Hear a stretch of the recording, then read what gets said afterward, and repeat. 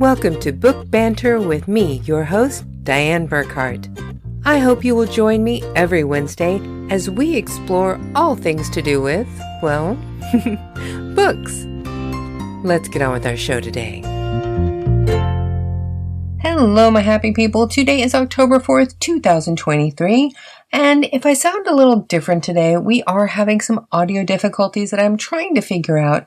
Hopefully we'll get it all sorted out before next week, but for right now, we're just going to try and muddle through because we have got a great guest for you, and I do not want you to miss out or have to delay this episode because we have got a real pirate with us today. And as somebody who was born on Talk Like a Pirate Day, I'm really looking forward to this interview. Now, we do have some information for you about Book Banter magazine. We had our premiere issue launch on October 1st, and it went fantastic. So much better than we even hoped for. And we have got some great things coming up for the next few months, so stick around to the end of the interview, and I will tell you about what's coming up with Book Banter magazine. But for right now, please help me welcome to Book Banter with Dianne Burkhart, the Book Talk podcast, a fantastic author and real-life pirate, Liz Shipton. Hi, my name is Liz Shipton. My official tagline is I'm a part-time author, full-time pirate. I am a dystopian and fantasy and sci-fi indie author.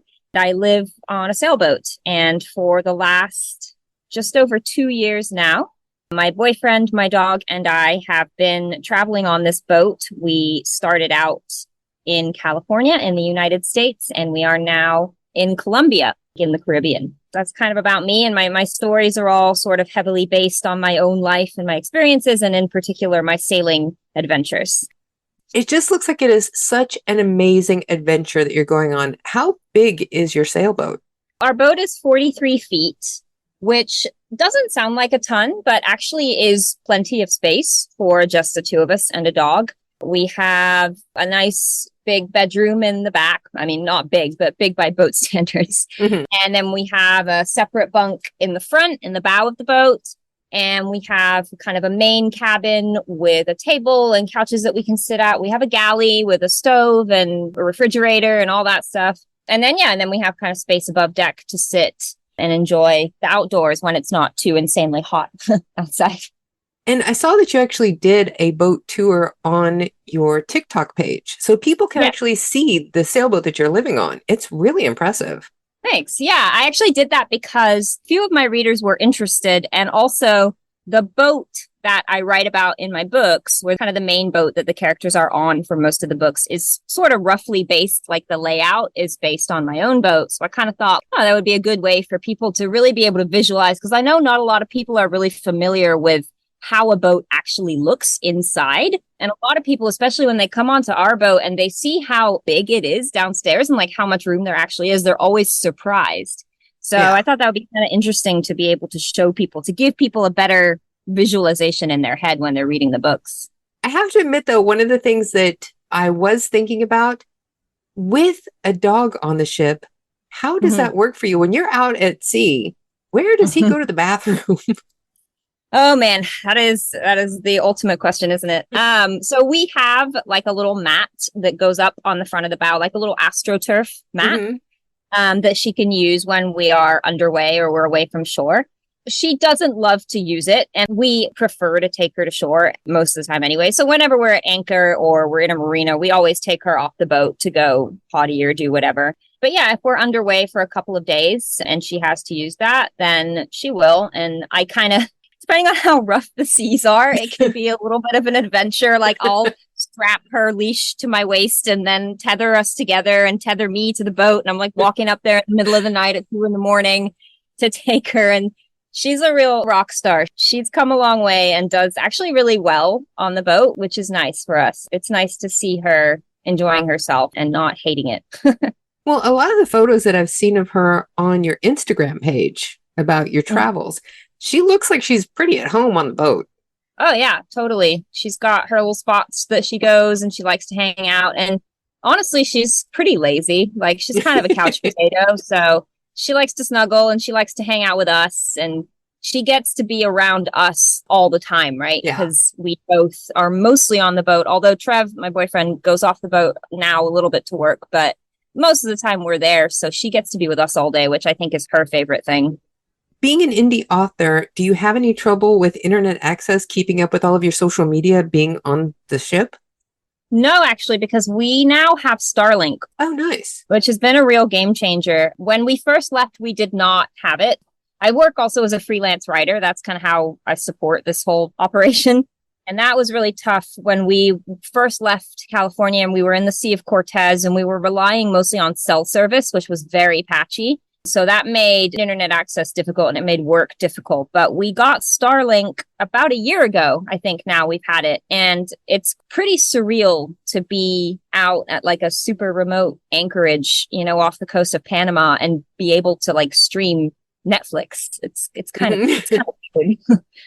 Do you have any plans to go any further south? Further south, I don't think so. Not right now. Our next step that we're hoping to make at the beginning of next year is to cross the Atlantic to Europe. Oh, nice. So we will be leaving Cartagena about a month from now, and we'll go up into the Caribbean. We're hoping to go to Cuba. We may go to the Dominican Republic. It's possible we may go back to the States and hop into Florida for a little while. And then, then hopefully in the sort of early spring of next year, we'll be crossing the Atlantic and we'll be making our way to Europe for the foreseeable future.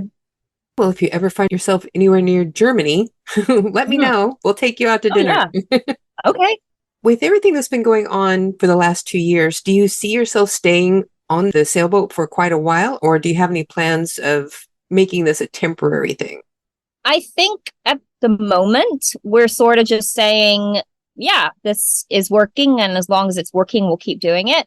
When we first left the United States, we kind of gave ourselves 3 to 5 years. Originally, we were going to do a full around the world tour. We're not sure if we're going to go all the way around anymore, but we'll probably be out here for at least another couple of years. And then, I don't know, we may stay on the boat. Even if we ended up back in the US, it's likely that we would still live on the boat just because housing is so expensive where we are from in California. We've also put, and my boyfriend especially has put a lot of work into the boat, and we've spent money improving things and making things better and making it a really nice home for ourselves. Mm-hmm. So it feels like somewhere we could be for a while. I've seen with the tour that you did on TikTok, it's a gorgeous boat. I mean, I can understand why you would want to stay there. It's nice. Yeah, we really like it. I think it's actually bigger than our first apartment. Yeah, so it's the funny thing is like, we've always lived in really tiny apartments. We've always lived in studio apartments, basically, for the 13 years we've been together. And sometimes we joke that the boat actually has more doors to close between us than any of our apartments ever had. Well, I was just looking at your galley and I was remembering our first kitchen. It was like a long hallway and it had all of the stove and the appliances and the sink on one side, but it was so small. If one person was in there, you couldn't go past them. It was so small. Nice. Yeah. Oh, man. You got to love those memories, right? Of those apartments.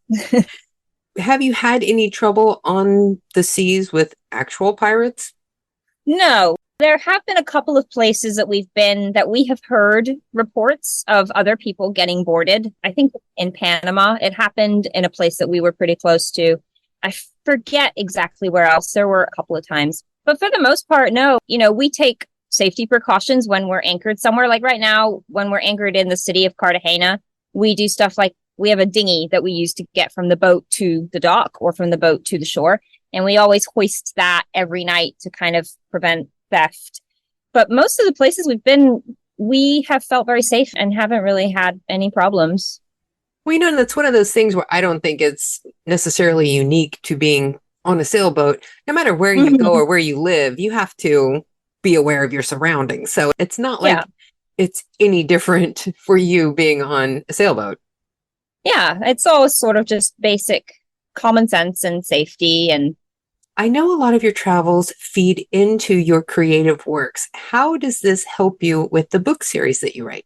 Great question. So the series I'm writing right now started out as really just me writing a book that was very much based on my personal life. The main character is really just sort of a thinly veiled description of myself.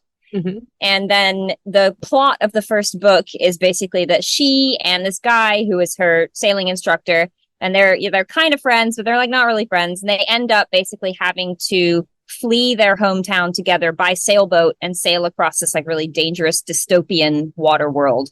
Along the way, they rescue a dog and they fight pirates and all this crazy stuff happens to them. But most of the places in that book were very much based on the places that I was experiencing at the time as we sailed from Santa Cruz in California down the Pacific coast and into Mexico. So there were a lot of places like in Baja, California, places in California itself. So the main character's hometown of Broome in the books is very much based on Santa Cruz, San Francisco in California. And then the place that they end up in that book was sort of based on a town that we ended up spending a long time in on the southern border of Mexico last year, or a region, I guess, that we spent a lot of time in last year called Chiapas. Then the series kind of, from there, it was going to be one book. And then I kind of realized it was more than one book. And from there, it kind of took off and it went in a little bit more of a sci-fi direction. But it's still kind of at its core, very much based on my personal sailing experiences. Like I'll put things that happen to us on the boat, I'll write them into the book. And yeah, like I said, the main character's journey is somewhat reminiscent of my personal journey. And I remember seeing something on your website that you actually have two versions of your books. You have an adult version and a young adult version. Yes. It started out as a YA dystopian series. To be honest, when I first started writing the series, I didn't want any romance at all in my books. And then through the course of writing that YA series, I was reading a lot of YA and I kind of realized, okay, well, YA usually has some romantic element to it. So I sucked it up and I wrote a romantic subplot into the YA series. And then while I was reading it, I started to discover new adult fiction and I really liked it and started to get interested in this idea of, okay, could I write a spicy scene between my characters? Like, would I be able to do that? And would I even want to? So then I kind of started writing just some bonus spicy scenes between the main characters with the intention of releasing them through a subscription platform. But then instead, I just decided to put out a different version of the series. So I put out a new adult version where the characters are slightly older. They're like 19, 20, and there are spicy, explicit scenes in the book. So right now you can find that version of the series for free in KU. And then you can buy the young adult version of the series with no spice directly from my website. I noticed that your books are available in paperback and ebook, and there was a notice that hardcover was going to come soon. Mm-hmm. But are the ebooks just in the young adult version, or do you have that for the adult version as well? I have both, but because the new adult version is exclusive to KU, so I can't offer it on my personal website. Okay. So you can only get the new adult books from KU, and then you can get the young adult ebooks from me. And then the paperbacks actually are available everywhere because KU doesn't require you to be exclusive with paperbacks. Yeah. So I'm in the process of getting paperbacks all together right now, but those will be available everywhere. Do you have any plans to do audio? Oh my God, I would love to. So I'm a former theater major and singer and musician. And so I have a lot of voice training, and I did actually record an audiobook version of the main trilogy myself, but I ultimately decided it wasn't really quite high quality enough to release. And then I also went back and did like a major edit on the books after I had done the audio. So it is on my radar. It's very expensive to do if you're going to pay someone else to do it. Oh yeah, thousands. Yeah. If I did it, I think I would probably do it myself. And right now, I don't really have access to a studio that will allow me to do it to the quality that I want. But as soon as I do, I'll probably do that. Audiobooks have always been popular, but it seems like there's an uptick lately, that they're becoming more popular. Yeah. I've always been like an audio first person. I love audiobooks. I've listened to them since I was a kid. I have fond memories of falling asleep as a child listening to The Wind in the Willows and Alice in Wonderland, like every night, over and over and over again. I had massive portions of those books memorized because I used to just listen to them falling asleep. So yeah, I love audio and I'm a big proponent of it and fan, and it's definitely on my radar to get the audiobooks out there. One of the things that a lot of indie authors especially struggle with is getting the right covers. Oh, You yeah. have got some incredible cover art. Where Oh, did you thank get you. yours? The young adult books, actually, I honestly don't know if my covers are on genre. You know what I mean? Like, Yeah. there's always this like, oh, you got to communicate the right genre and all that stuff. I don't necessarily know if they do. I don't know if I'm doing a good job of that, but I love the covers so much and like I just don't want to change them. I'm like stubbornly clinging to them. So the young adult versions of the covers actually came from a company called Get Covers, which is they're very cheap. Each of my young adult covers cost like $30 to make, which Oh is my really not God. very much at all. And yeah, and they look pretty great, I think. Yeah. So I highly recommend if you're an indie author looking for pretty cheap covers, Get Covers is a really good way to go. And $30, that's like the most expensive. Most of their covers I think you can get for like $10. So definitely worth checking out if you're an indie author. And then the new adult covers, which are the ones that I really, really just think are gorgeous and love, are by an artist called Eunice L, who I found on Fiverr. And I think they cost $75 each for the ebooks. So not super expensive as far as covers go. No, still Uh, very reasonable. yeah. And he's great to work with, super responsive, super willing to make adjustments and corrections. I'd be happy to give you links if you want to put them in the show notes for both of those Oh yeah, places. because your covers, I love them. I love the Oh, thank colors. you. I love the silhouette. I love just the expression of the whole thing. I think they're amazing. Oh, thank you. Yeah, I'm like kind of obsessed with them. And I worry that I'm going to have to change the new adult ones at some point to communicate the genre better, but I'm not going to do it yet because I love them. I kind of wondered if the cover on Soul is actually a silhouette of you. Oh, you mean the one where it's like the cutout of the girl with the mohawk? Yes. Yes. Well, it's actually not. That is an image that I found online, but it's sort of meant to be me a little bit, it, if that makes sense. it gives the impression from the photos that I've seen of you. That was the thing that it made me think of immediately was you. Yeah. Well, so in that book, this sounds so stupid, but the main character gets a haircut and it's like sort of a key moment in the plot. And I really wanted to communicate that because, like, when you get a haircut, like a real big one, which I've never really had because I've always had short hair, but I know a lot of women like cutting off your hair is a big deal. Oh yeah. And for her, it's this kind of like real major transformation. And I kind of wanted the cover to sort of Hmm. communicate that. The main character's like transformation in book 3. That's really where she kind of comes into her own and becomes a real badass. So I wanted that to be communicated on the cover. That would definitely make sense to me. I'm native. Cutting my hair is a big deal. Why don't you give us a little bit of an overview? How many books do you have in this series? And what's like the overall arc in this? There's currently a main trilogy, 3 books, Salt, Sand, and Soul. And that follows the journey of the 2 main core characters of the series, Bird and Sargo. And it's told from Bird's point of view. She's kind of the main character. And that trilogy follows, first of all, their romantic. It's a very, very slow burn. It takes them like 3 books to actually get together.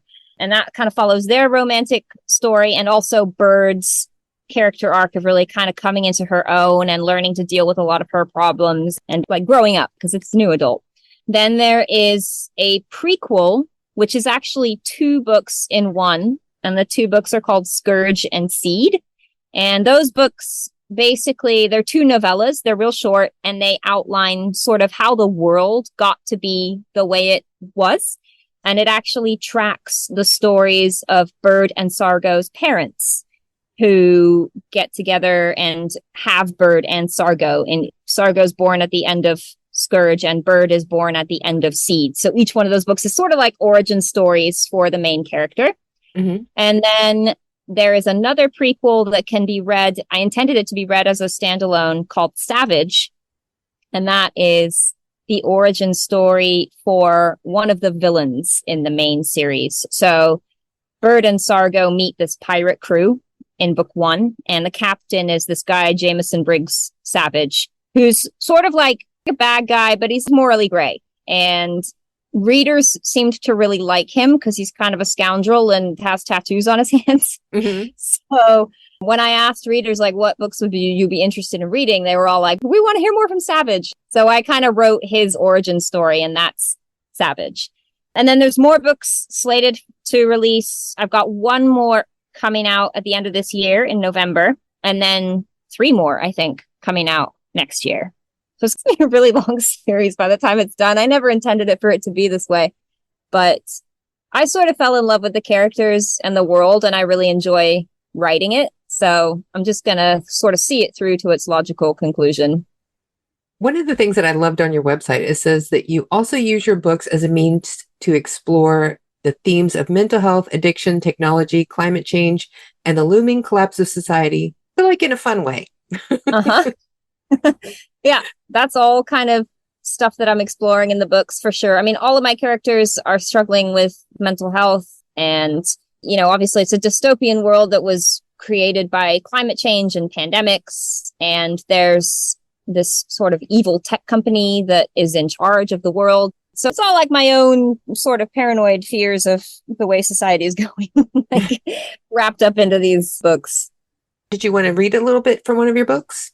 Sure. Okay. I will read the first couple pages of Savage, which is the book that just released. It came out September 18th, and it is currently available. The young adult is available from my website. The new adult is available on KU. And this is the origin story for the villain in the main trilogy of the books. Chapter 1. Jameson Briggs stretched and blinked. The night air, coming fresh and invigorating through a porthole in the crew quarters, lapped the edges of his face, and the boat tilted around his hammock. He was waking up from a very pleasant dream about Lolita Concurva, the girl he had most recently bed in Pocosine. He could still smell the pepper and jackfruit scent of her hair. It had been over 2 weeks since Jameson had seen her, and he was anxious to get to shore and find someone new to take his mind off her. He was rubbing sleep from his eyes and nodding the stiffness out of his neck when the sour scent of smog on the wind sat him upright and turned his gaze out through the porthole to the horizon. Storm clouds were brewing, as thick and black as Lolita's hair. But the turf was in sight. The Joshua would be in Connaught in just a few hours. He squinted at the blinking red numbers of the ancient digital clock mounted on the wall across the cabin. 1925. He had a few minutes until he was supposed to be on watch. Jameson crooked his elbow behind his head and lay down again. As he did, an ear-splitting bang resounded through the hull, and the Joshua shuddered so forcefully that he was tipped out of his hammock. He staggered to his feet as another gut-wrenching crack split the air, and he lurched sideways from the force of some impact against the ship. Bracing himself against the wall, he stumbled out of the quarters and down the corridor toward the companionway steps that led above deck. The tiny, bald figure of Sterling, the ship's master of coin, toppled out of a door ahead of him as the ship listed to starboard. "What the hell was that?" Jameson yelled. "What the hell do you think?" Sterling yelled back. "We hit something." The two of them fell up the stairs to find the ship's captain, Slocum, behind the wheel, and Rue wrangling the sheet that controlled the mainsail. Jarvis was climbing down the mast, pale-faced and trembling. Jameson clapped his hand to his forehead and closed his eyes. Jarvis. The new kid had been on watch. Must have dozed off. "What happened?" he demanded as Jarvis reached the bottom of the mast and hopped onto the deck. "I'm sorry, Mr. Briggs," he cried. I didn't see it." "No shit, Jarvis." Jameson shoved past the skinny boy, making for the bow. He sensed Jarvis scurrying along behind him. I'm really sorry," the kid was saying. I don't know what happened." "You fall asleep?" Jameson demanded. They reached the rail at the very front of the boat, and Jameson put his hips against the metal and leaned out over the side to check the hull for damage. "I don't know, maybe," Jarvis mumbled. "Great." He let his feet lift off the deck and hung nearly upside down, scanning the waterline for holes or cracks in the fiberglass. Seeing none, he swung himself back up and went to the other side. I was thinking about, I don't know." "Jarvis, I do not give a shit what you were thinking about." Jameson put his hips against the rail on the other side of the boat and leaned out to check the waterline, but there was no damage on this side either. "Shit," he said, setting his feet back on the deck. "Shit, shit, shit." He rounded on Jarvis. "You want to know what I was thinking about? Not 3 minutes ago, I was thinking about Lolita Concurva's spectacular ass. I was thinking about her perfect skin and her voluminous hair. And do you want to know what I'm thinking about now?" Jarvis, trembling, shook his head. I'm thinking about all the ways I'd like to murder you, Jarvis. I'm imagining your head mounted like a trophy above my hammock. I didn't mean to, Mr. Briggs, Jarvis whispered. I'm really sorry. Yeah, I know. You're sorry. I'm sorry. We're all flogging sorry. Is that good? That is so good. I love that. That was so easy to visualize as you were reading, too. You do great with dramatic reading. Oh, thanks. So now this is the point of the show where we like to do 5 quick questions that never turn out to be quick, but we still do the bit anyway. So are you ready? I am ready. Question 1. How many tattoos do you have? Hold on. Let me count. 1, 2, not too many. 3, 4, 5, 6, 7, 9. 9? Yes. So I only have 3, but 2 of them are kind of big. And then there's one on the back of my skull. And, ooh, not doing that again. Yeah, that sounds really painful. Yeah, it was. Man. I have no problem with pain, but that one about made me cry. Yeah, that's intense. It's funny. I have one just behind my right ear, which I thought was going to hurt really bad, but actually didn't at all, which is kind of strange. See, maybe it's just that it's not quite on top of bone there. Yeah. Yeah. But I have my scars where I had all of my brain surgeries, and it's a Cherokee word. It means healthy. Oh, nice. Yeah, I had that tattooed beside my scars so that I would not have any more surgeries. And I haven't had any since then. So I'm saying that it was a good choice. Yeah. Wow, that's very cool. Question 2. What is the best part about living on a sailboat? Oh, man. Good question. It is really nice when the weather is beautiful and not too hot to just be able to jump off the side of the boat directly into the ocean especially when the water is warm and nice and clear, like where we are right now. It's really beautiful. You can just jump into the ocean sort of whenever you want, which feels really amazing. And then beyond that, there's just a lot of freedom in general in your life. A big part of the reason why I wanted to pursue this lifestyle is because it's a very low cost lifestyle. And I knew it would give me the freedom to pursue writing, which was something I really wanted to do. So I'm fortunate enough because we spend so little, we have very low expenses. I'm able to support us writing freelance part-time, which means I get a lot of time to work on my books, which to me is huge. Just to have that time to be able to write and be creative I'm really, really grateful for it. Question 3. What is the favorite place that you have been to so far in the last 2 years? Oh man, that's a tough question. There are so many.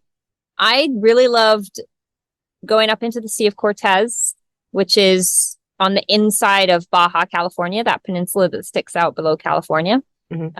I loved Mexico in general, actually. I sometimes feel like if there's a place that we kind of end up settling down, it might actually be Mexico, because I just really loved that country. And Baja, California in particular is really beautiful. And the stretch of coast on the Pacific side, on the ocean side, is a really kind of remote, sort of rugged piece of coastline that is unlike anything we've seen anywhere else yet. So that was very cool to get to experience that. Costa Rica was cool. It was expensive. Costa Rica was probably the most expensive place that we've been, but also really beautiful. We were mostly by ourselves in Costa Rica because it's not super popular with boats. So you can anchor in these incredible bays where the jungle just comes right down to the edge of the water, and you're surrounded by monkeys and parrots, and you're the only person there. So that was really cool and pretty spectacular to just sort of wake up and there's parrots flying over your boat every morning. Yeah. And then honestly, Panama was very cool as well. You don't think about Panama really when you think about cool exotic locations to go to, but there's some really beautiful islands off the coast of Panama on both sides, on the Pacific side and on the Atlantic side. If you're looking for that Pirates of the Caribbean feel, you can definitely get that in Panama. On the Atlantic side of Panama, it really feels just like you're Captain Jack Sparrow on a deserted island. That actually sounds like a fantastic vacation. Yes, I highly recommend Panama if anyone's looking for a Central American vacation. So now, do you speak Spanish? I do. It's pretty good. I really loved Spanish in high school. So I went all the way through AP Spanish when I was a kid in high school and just loved it and was always kind of good at it. And then I didn't speak it for like 15 years. And then came down here and have been sort of rediscovering my Spanish as we've been down here. And I can get, for the most part, I can do everything we need to do. Sometimes when people speak very fast, particularly in Panama and Colombia, they have very, very different dialects, in Honduras as well. Very different dialects from what I was used to learning and what they speak in Mexico. So that can be challenging for sure. And when people speak fast, it's always just really difficult to understand what they're saying. But yeah, for the most part, I can get everything done that we need to get done. Let's see. Question 4. Have you ever done a meet and greet with any of your readers? I haven't. And okay, so actually, oh man, I was so bummed because one of my readers actually came to Cartagena on vacation while I was there. And we had planned to meet up, and then I missed her and I felt so terrible about it. I was really excited to meet her because she just happened to be there on vacation. But that's actually one of the kind of real bummers about doing this remotely, is that it's really difficult for me to get to signings or anything like that. Like I can't really do any in-person events because I'm in Colombia and like to fly back to the United States would be extremely expensive. Also, this is my first year of publishing. So a lot of this has been me sort of just getting on my feet, getting books into the world, figuring out if I can write, first of all, and if people even want to read it, second of all. So I think next year I'm looking at maybe trying to schedule some kind of trip to the US and maybe do a signing or go to like an author conference or, you know, one of those big author meet and greets. It's on my radar, but it's definitely not something that is super easy for me to do just because of where I am in the world. Okay, I have to admit, it's like my mind is still just reeling here for a moment. So you have 5 books that you have published in a series, right? Yes. Yes. And you have another one coming out called Pause. Pause, yes, in November. And you've been doing this for a year? Well, okay. So I started writing book 1 around the time that we left Santa Cruz. So about 2 years ago. And it took me almost a year to write just book 1. But then once I had written book 1, the rest of them started to write a lot more quickly. And then I set myself, I'm never going to do this again, by the way, but I set myself a challenge in the summer of this year. I thought, okay, could I write a book in a month? I'm going to see if I can do that. And then for some reason I said, could I write 2 books in 3 months? And I set myself this challenge and I did it. It was not super easy. And I don't know if I would do it again, just because I feel like the launches are a little bit too close together. And I'm worried that people will just like get tired of me being in their faces like, hey, buy this other book. Hey, I got another one, by the way. So I'm probably not going to continue to output books quite as rapidly as I have done this year. So I wrote basically the entire trilogy before I published anything. I kind of had them all ready to go so that I could release them quickly, like back to back. Yeah. And I think in the future, probably I might try for maybe like 3 or 4 books a year, because writing 2 books in 3 months was fine, but it was a lot.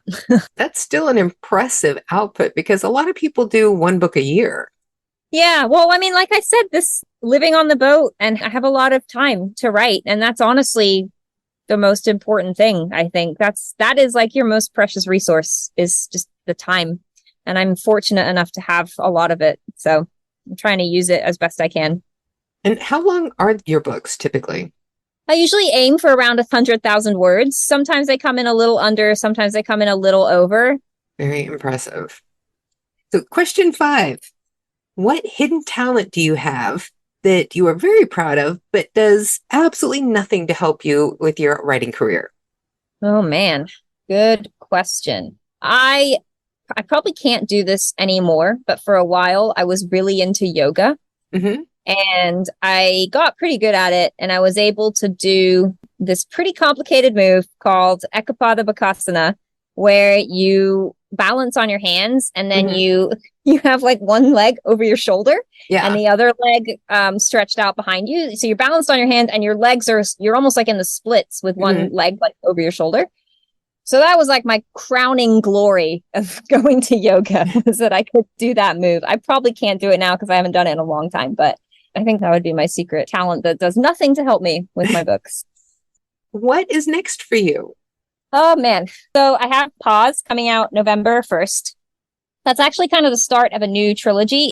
It continues on from the old trilogy, but it shifts the POV into the male main character's voice. And then he's kind of getting his own trilogy. So there's going to be Pause, and then there will be 2 more books for him, which will wrap up kind of the main story of these 2 characters in this world.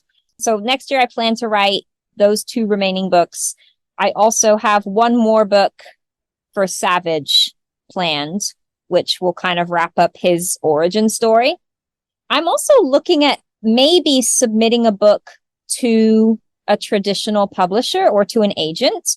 I did query probably over a year ago when I first started writing. I queried the first book, Salt, obviously got rejected by everybody and decided to release it on my own. But having now written a bunch more books, I'm kind of interested to see if I queried again, if that process would be any different. So I'm considering starting like a brand new series and querying book 1 of that series just to see, I don't know, just kind of curious to see if the experience would be any different this time around. One of the other traditionally published authors that I've interviewed, she was saying that it is best to get an agent first and have the agent do it for you. And the agent will also kind of advise you on what you need to do to make it more marketable. So finding an agent first might actually be a better in to that publishing avenue. Yeah, that is definitely what I would do. I think I may submit to some publishers as well, but if I was going to query and go that route, I would definitely want an agent, and I would want an agent who was going to try and submit me to like big name publishers, because I just sort of feel like I can do this on my own. You know what I mean? Like being an indie author so far, I like it. I enjoy the marketing side of things. I have the tech skills to like run a mailing list and build my own website and do all that kind of stuff. So like, I feel like if I'm going to get other people involved, I would want it to be sort of a bigger name publisher. I don't know. Maybe that's naive, but I don't know. We'll see. You're already ahead of the game just because you have the tech side information that you can draw from. I know there's a lot of indie authors like me that whenever I went in to build my website, I have no idea. I'm just like slapping stuff in there, trying to figure it all out as I go. And I was so looking forward to having this conversation with you because I just needed an emotional break from dealing with the tech issues today. Because I spent the entire morning dealing with tech support, trying to get a URL code figured out for the new magazine that I created, the Book Banter magazine that's a companion to this podcast. And it's still not fixed. So the fact that you have the technical information puts you so far ahead of the game as compared to many indie authors. Yeah, I do feel very grateful to have that. So I didn't mention this, but I taught myself to code, and I was a software engineer for about 5 years before we left on the boat. A big part of the reason I did it was to save money to be able to buy this boat, because I knew that software pays really well. And I was like, that looks like I could maybe do it. Just naively threw myself at it like I do with everything. But yeah, I came away from that experience in the tech world with a lot of, honestly, not only like technical know-how, but also a lot of sort of philosophies that are really popular in the tech world that I think you can transition to being an indie author. As an indie author, you're kind of starting your own startup in a way. So I took a lot of the startup philosophies that I had learned working in startups in Silicon Valley, and I apply them to my own indie author business. But yeah, that was a big reason why I ended up hating coding and quitting it, was just, that kind of thing. It drives me crazy where there's a URL that's wrong and you've got like one thing that you got to go in there and fix, and it like doesn't work, and you just bang your head against it for hours and hours and hours, and it drives you up the wall. Yeah, I totally hear that. Oh my God. It drove me crazy. Because this is one of those things where it should be something very simple to fix. Yep. It always is. It's not. Yep. No, I know. Yeah, totally. Now, is there anything that you would like the listeners to know about you and your work that we have not covered? You can find my website is lizshipton.com, and basically that will take you everywhere. I am most active on TikTok. when it comes to social media. So you can look for Liz Shipton Author. That's my TikTok handle. And then I am also on Instagram and Facebook as well at the same address, Liz Shipton Author.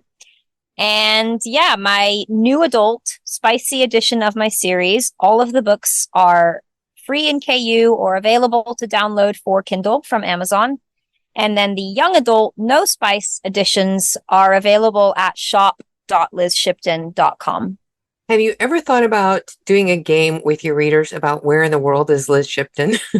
Ooh, I haven't, but you know what I actually did think of? Because I have people sometimes asking me for signed paperbacks, which I've done one run of signed paperbacks so far when I happen to be back in the US, because it's really difficult for me to do on the boat. I just can't get them shipped to me, and then to ship them back to the US, like it would be so expensive and such a nightmare. It just wouldn't work. So what I offer instead is, if you go to my website and if you order a bundle of paperbacks from me, I will send you a postcard from wherever I am in the world, and I'll write like a little dedication to you on it, and I'll sign it kind of like a book plate. And then I will send that to you. And so you can kind of stick that into your paperback as a book plate rather than having the signed paperback. You can also buy the postcards by themselves, and I'll send you a postcard from wherever I am in the world, write a little dedication for you and sign it. I've had to figure that out too, because since my books are in English and most of my market is in the United States and I live in Germany, it costs almost 20 euros just to ship one paperback to the United States. Yeah. So I thought about creating book plates to go in that are like specific for each book in the series, that I can sign that and just mail that to people and they can stick it in their book. Yeah, I think that's a great idea. And I'm excited about this idea. I hope people like it. I think it's fantastic. And I love the idea that it's a postcard from where you are. So everybody will have something unique. Yeah, exactly. Exactly. So, well, this has been absolutely fabulous. You are so interesting and your books are amazing. I hope everybody checks out the links that will be in the description of the podcast. Check out all of your social media and buy your books. Yay. Thank you. Thank you so much. This was so fun.